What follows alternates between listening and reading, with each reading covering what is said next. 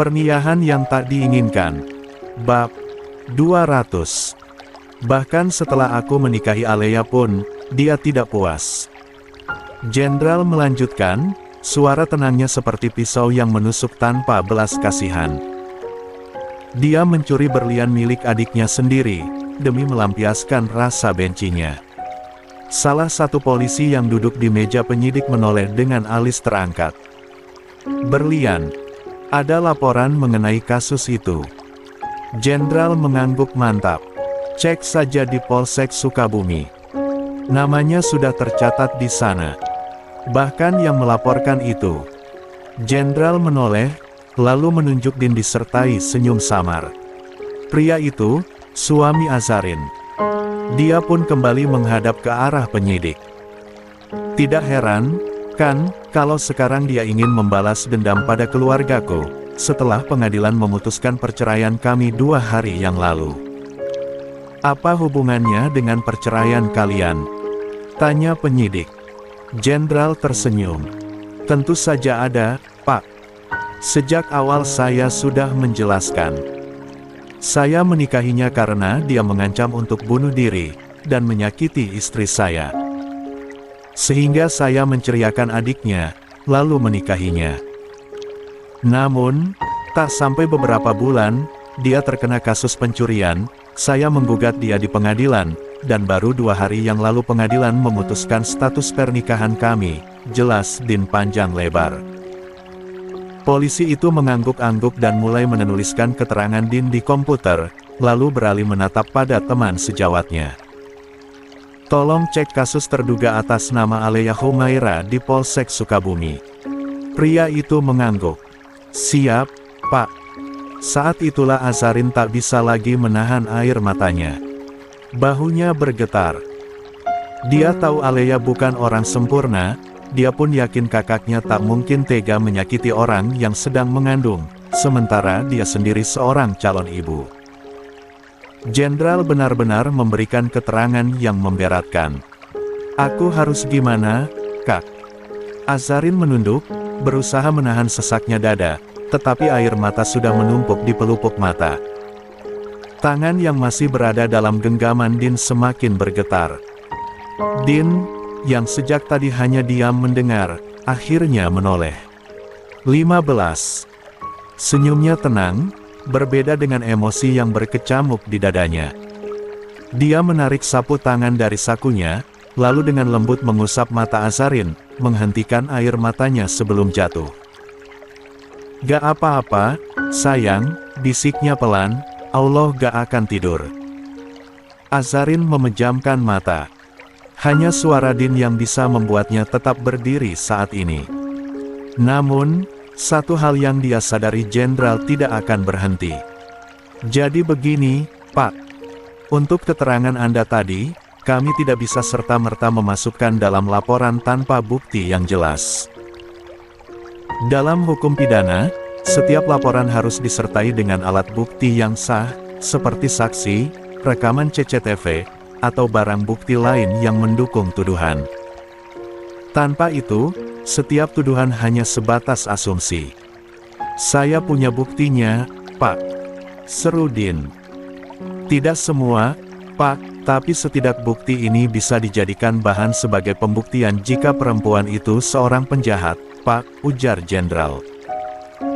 Dia lalu mengeluarkan ponselnya, mencari bukti yang dia maksud, penyidik pun menunggu dengan sabar.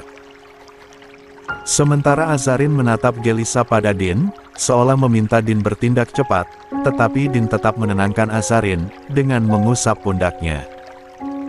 Karena sejujurnya dia pun penasaran dengan bukti yang jenderal maksud. Tak berselang lama, jenderal lantas menunjukkan sebuah pesan suara, bahkan dia sengaja menaikkan volume ponselnya agar Din dan Azarin bisa mendengar. Kalau kamu gak mau meninggalkan Asa, demi Allah jenderal aku lebih mati berdua dengan Asa.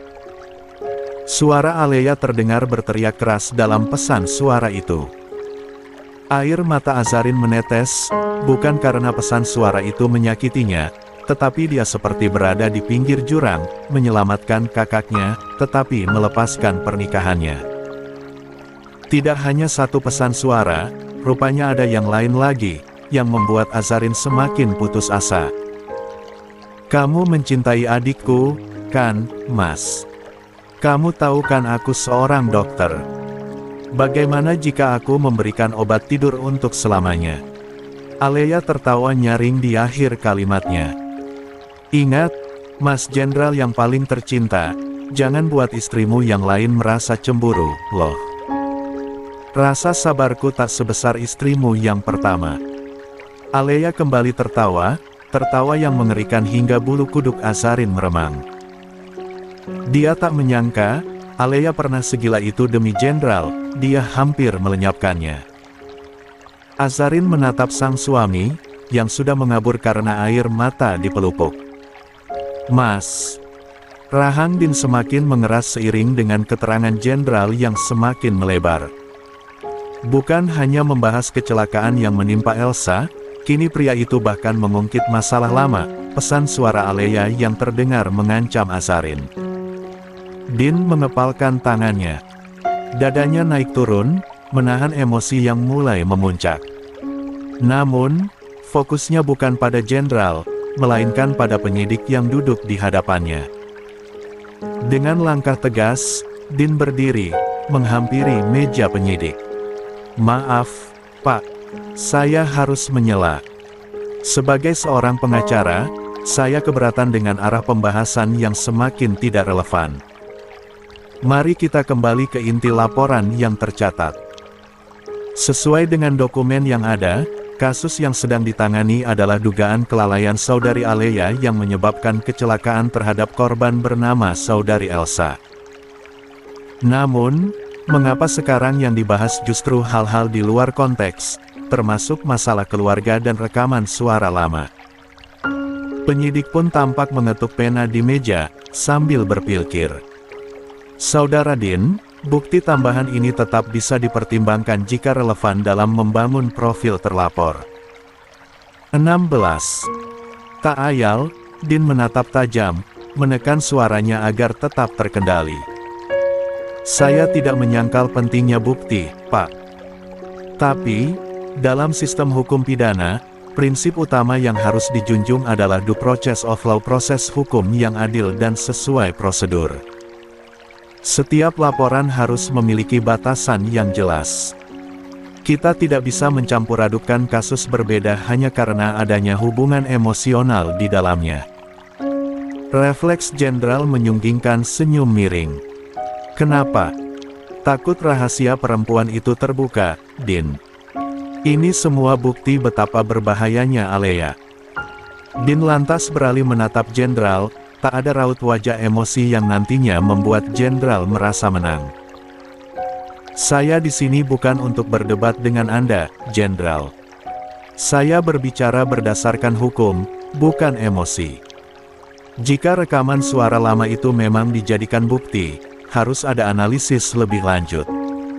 Kapan direkam? Dalam kondisi apa? Apakah ada konteks tertentu yang membuat pernyataan itu keluar?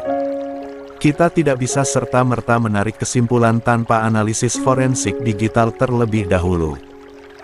Anda benar, Pak. Rekaman suara ini memang harus diperiksa lebih lanjut sebelum bisa digunakan dalam kasus ini. Sontak saja Jenderal berdecak, lalu berdiri menatap sengit pada Din. Kau selalu punya cara untuk membelanya, iya. Sampai kapan kau mau menutupi kejahatannya? Atau kau memang diam-diam menyukai perempuan licik itu? Kalau iya, kalian memang serasi, sama-sama licik. Bisiknya geram. Din lantas tersenyum tipis, menatap lurus ke mata Jenderal. Saya tidak menutupi apapun. Saya hanya memastikan hukum berjalan sebagaimana mestinya. Jika Anda punya bukti konkret tentang niat jahat Alea, tunjukkan. Tapi jika tidak, berhentilah menciptakan spekulasi liar. Din pun berbalik badan, tetapi kembali berbalik. Saya bukan kamu, dan sampai kapanpun saya tidak akan pernah menjadi kamu yang menikahi kakak beradik, ujarnya pelan, tetapi sarkasme. Jenderal menggeram, merapatkan rahangnya. Kita lihat saja nanti, Din. Saya pastikan dia tetap bersalah. Saya pastikan hukum yang berbicara, bukan dendam pribadimu. Setelah Jenderal selesai memberikan keterangan, kini giliran Din dan Azarin duduk di hadapan penyidik. Azarin tampak menggenggam erat jemari Din, jari-jarinya dingin dan sedikit gemetar. Napasnya masih tersengal akibat emosi yang tertahan sejak tadi. Namun, dia berusaha mengendalikan diri, mengangkat wajahnya, dan mulai berbicara. "Pak, saya ingin memberikan kesaksian. Sebelum kecelakaan itu terjadi, saya bersama Kak Alea dan Umi sedang berada di kamar rawat inap. Kami bertengkar, perdebatan sengit yang membuat Kak Alea begitu emosional. Ibu kami sedang sakit, dan banyak masalah menimpa keluarga kami dalam waktu bersamaan. Kak Alea tidak dalam kondisi stabil saat meninggalkan kamar itu," jelas Azarin dengan tenang, meski dadanya bergemuruh. Penyidik mengangguk, mencatat setiap kata yang keluar dari bibir Azarin. Azarin pun kembali melanjutkan, suaranya semakin yakin. "Saya mohon, tolong periksa rekaman CCTV dari kamar rawat inap. Dari sana, Anda bisa melihat sendiri bagaimana kondisi mental Kak Alea sebelum kecelakaan terjadi. Saya tidak membenarkan kecelakaan ini, tetapi saya yakin Kak Alea tidak sengaja menabrak Elsa. Keadaan emosionalnya sedang buruk. Ada sisi lain yang perlu Bapak lihat, jangan hanya terpaku pada laporan sepihak." Penyidik melirik Azarin sekilas sebelum berpaling ke Din, seolah menunggu penjelasan lebih lanjut. Din lantas menarik napas panjang, lalu mencondongkan tubuh ke depan, tatapannya tajam dan serius. 17. Sebagai pengacara Saudari Alea, saya ingin menegaskan bahwa peristiwa ini adalah murni kecelakaan. Tidak ada unsur kesengajaan, apalagi motif untuk mencelakai korban. Berdasarkan rekaman CCTV rumah sakit yang telah kami periksa, posisi Alea saat itu dalam kondisi terguncang. Dia keluar dengan tergesa-gesa setelah perdebatan keluarga, dan sama sekali tidak menyadari keberadaan korban di depan toilet. Din menyodorkan gambar dari ponselnya berisi berkas ringkasan kronologi berdasarkan analisisnya. Dalam perspektif hukum, Pasal 359 KUHP memang mengatur tentang kelalaian yang menyebabkan orang lain terluka atau meninggal.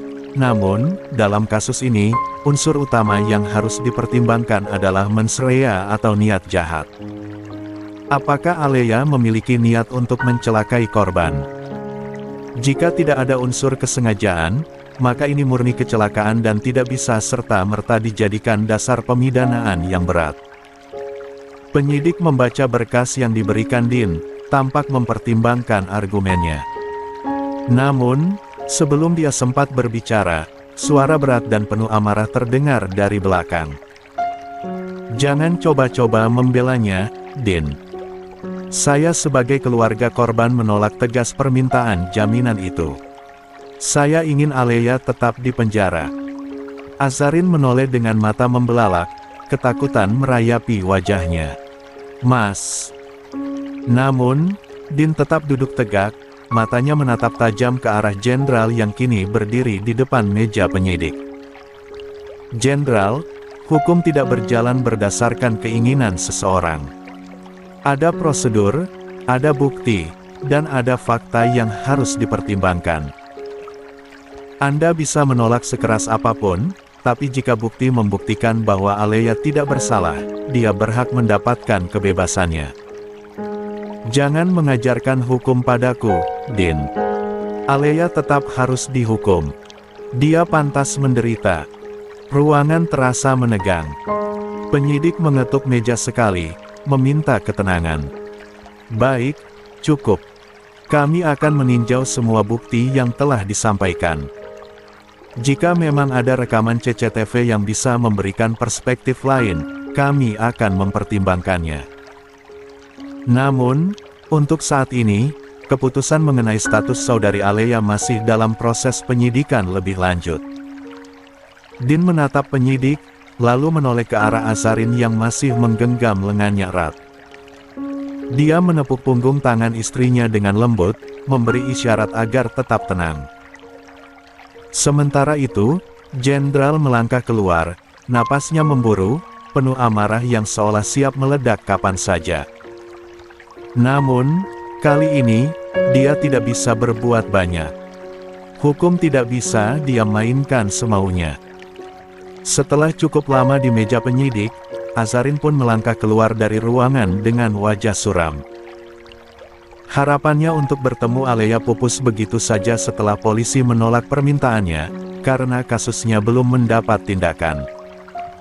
Dengan langkah gontai, dia mengikuti Din yang berjalan di sampingnya. Pria tampan itu menggenggam tangan istrinya, memberikan kehangatan meskipun dia tahu itu tidak cukup untuk menenangkan hati Azarin. Sayang, sabar dulu, ya. Ini belum berakhir, kita masih punya banyak cara untuk membuktikan kebenaran. Namun, ketenangan yang Din berikan tak cukup membuat Azarin tenang. Sebab, tepat di depan mereka, berdiri seseorang yang tak ingin lagi dia lihat dalam hidupnya. Jenderal. Pria itu bersandar santai di mobil orang lain, kedua tangannya bersedekap di dada, tatapannya penuh sinisme. Seolah menunggu momen untuk menjatuhkan mereka lebih dalam. Azarin yang melihatnya sontak memucat. Tangannya refleks mencengkeram kuat baju Din dan 18. Bersembunyi di belakang tubuh suaminya. Sementara itu, Din tetap tenang. Mata tajamnya menatap Jenderal tanpa gentar, tanpa amarah yang meledak, tetapi penuh ketegasan. Jenderal mengulas senyum miring, suaranya terdengar meremehkan. Jangan terlalu berharap, Din. Alea tidak akan pernah bebas. Saya akan pastikan dia tetap di balik jeruji besi, selamanya. Din hanya menatapnya dingin. Namun, sebelum dia sempat merespons, Jenderal kembali melanjutkan dengan nada provokasi yang lebih tajam. Tapi, ada satu cara yang bisa membuatnya bebas. Cukup dengan satu hal sederhana. Belum sempat Jenderal menyelesaikan kalimatnya, Din lebih dulu menyela. Jenderal, banyak-banyaklah beristighfar. Jangan bermain dengan kezaliman. Jangan pernah berpikir kamu bisa menentukan hidup orang lain semaumu. Jenderal terkekeh pelan, seolah tak terpengaruh.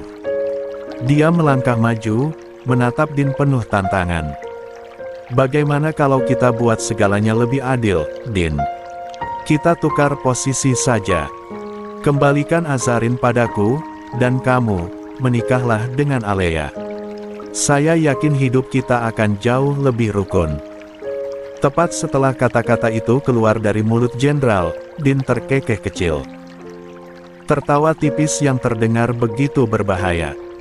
Detik berikutnya. Buk! Brengsek! Sebuah bogem mentah mendarat telak di wajah Jenderal. Pukulan itu begitu cepat dan kuat, membuat pria itu limbung dan hampir jatuh ke kap mobil. Darah segar mengalir dari sudut bibirnya. Din tidak berkata apa-apa untuk sesaat. Hanya tatapan dinginnya yang berbicara lebih banyak daripada kata-kata. Azarin bukan barang yang bisa ditukar, dipajang, atau dibuang sesuka hatimu, Jenderal. Teriak Din penuh amarah. Dia istriku, dan sampai kapanpun dia tetap istriku. Jenderal mengusap darah di sudut bibirnya, lalu menyunggingkan senyum sinis. Istri hasil merebut maksudmu. Dia tertawa dengan nyaring. Lihatlah Asa, temperamen suaminya begitu buruk, kamu gak takut dia menyakitimu,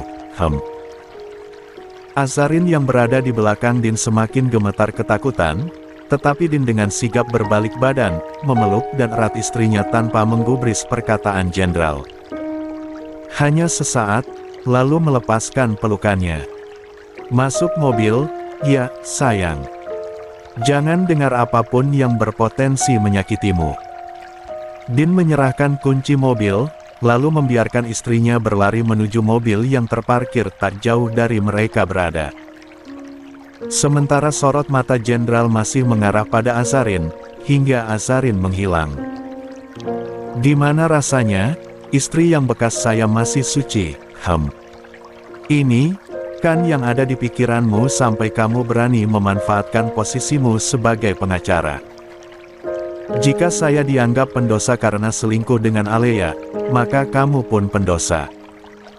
Karena menelepaskan pernikahan kami lalu kamu nikahi dia.